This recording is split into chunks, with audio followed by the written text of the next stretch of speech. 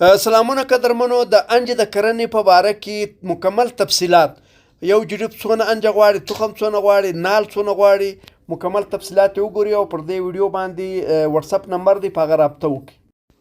جمال صاحب وروره په خیر خیرات دا رقم دی دغه تخم چې په یوه جریب مځکه کې کښېږدي 3 کیلو تخم غواړي وطني تخم 3 کیلو د څخه غواړي هغه پر څلورم کال باندې حاصلاتو ته رسیږي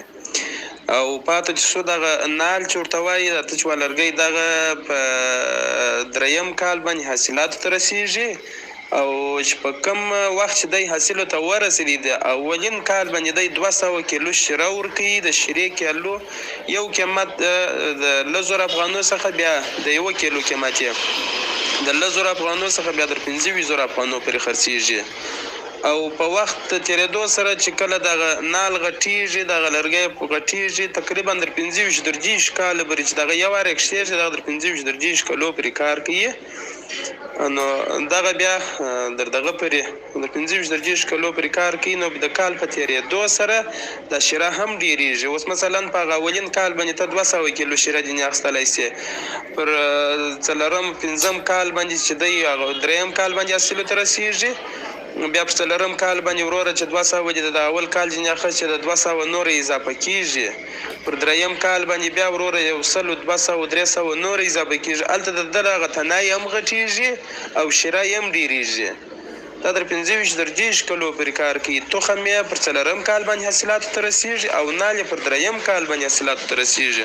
او بل زه به د صفحې لینک تر واستوم دغه شیر که به انشاءالله د معلومات سره کوو او دغسې یو همکاري را سره وکړئ بیا به انشاءالله موږ هم نازوو د خیره. یو ته قیمتونه د افغانیو حساب دی جمال صاحب دلته افغانۍ دي د دې 1 کیلو تخم تقریبا 15000 افغانۍ دي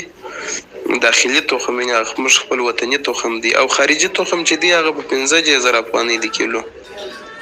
په 15000 افغانۍ باندې 1 کیلو دی د یوه جریب مځکې دپاره 4 کیلو تخم غواړي خارجي تخم 4 کیلو غواړي او که وطني ورو اچویه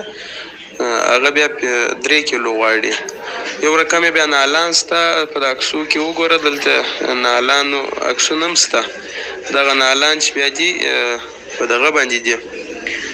یو رقم په 10 افغانۍ دي بل رقم په 20 افغانۍ دي ورور جانه دا دغه رقم دي یو جریب مځکه 3 کیلو وطني تخم که 3 کیلو وطني تخم نور اچي بیا 4 کیلو غواړي. جمال صاحب